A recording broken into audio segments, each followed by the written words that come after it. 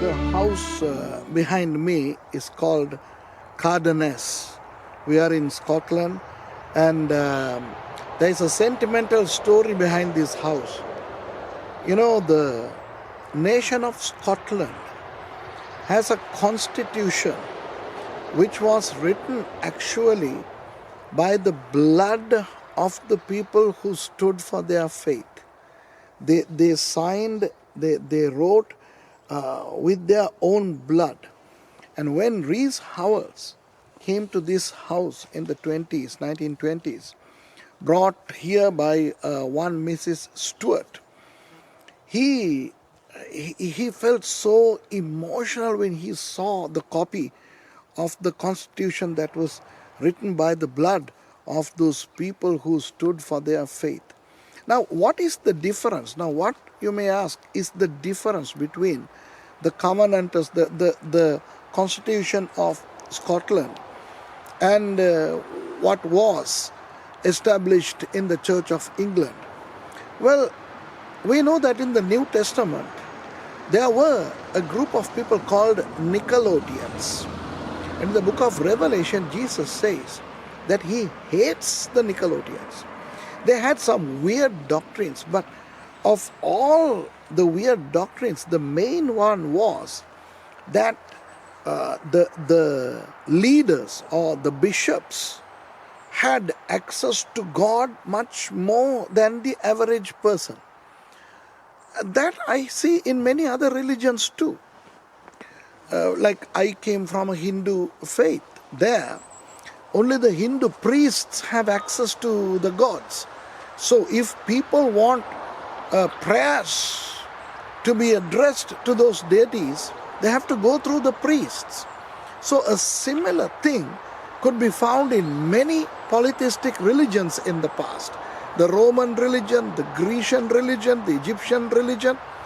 And when Christianity came, where according to 1 Peter 2:9, that we are all priests. We are a chosen generation, a royal priesthood, a holy nation. So we are all one in the Lord. Yes, there are Bible teachers, there are leaders, there are apostles, there are prophets, there are pastors, but then we are all one in the Lord. We are no extra special. Just because I am a pastor, I am not extra special than an average believer. We all can go to God directly. Because when Jesus died on the cross, the veil was torn from top to bottom. So now we have access to the Holy of Holies. Unlike in the Old Testament where only the high priest had access. So the Church of England had a different type of setup where the bishops were, actually they had the final say. So the Covenanters here in Scotland, they opposed that idea. They said, Jesus is the head. Jesus is the only head. We will not bow down to anybody else. So many of them were martyred, many of them were torched, they were drowned, they were lashed. They went through persecution to proceed strongly that Jesus is the only head of the church.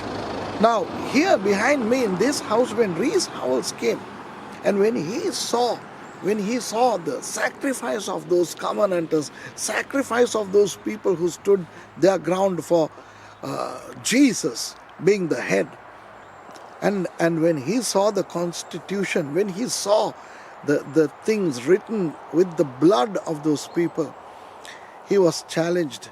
I read what was said by him, and he says that, you know, he was so, he sold himself to God. You know, he just went back to Wales and he was like, nothing belongs to me, everything belongs to God. And today my message is this, my dear friends. We are in this world as pilgrims. Our eternal abode is heaven.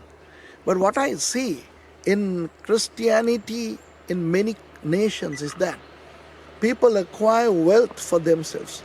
People make money for themselves. Even ministers, even pastors, even prophets, even preachers. They want the money. They want the money. They want to have a lot of money, buy properties in their name, and have big bank balances, savings, and whatnot. But where is the commitment? Where, I'm completely sold out to Jesus. The Apostle Paul says, everything I deem nothing for God. I have given up everything. So Rees Howells was really challenged, and he went back. And I continued to read the story. Wonderful how he got the fire back, and people were just drawn to his meetings, and he was a great big inspiration. And I believe this house has a history, and unfortunately Scotland has lost a large part of what it used to have. And Scotland is a nation where we need to pray and bring back that commitment in the Lord. I believe this little message would have spoken to you, and it's a big challenge. Yesterday and today I have seen a lot of places, and it's a personal challenge to me, to further my faith in the Lord, to count me more and more little and Him large, just like John the Baptist says, Lord, let me decrease, you alone increase. God bless you. Hello. The house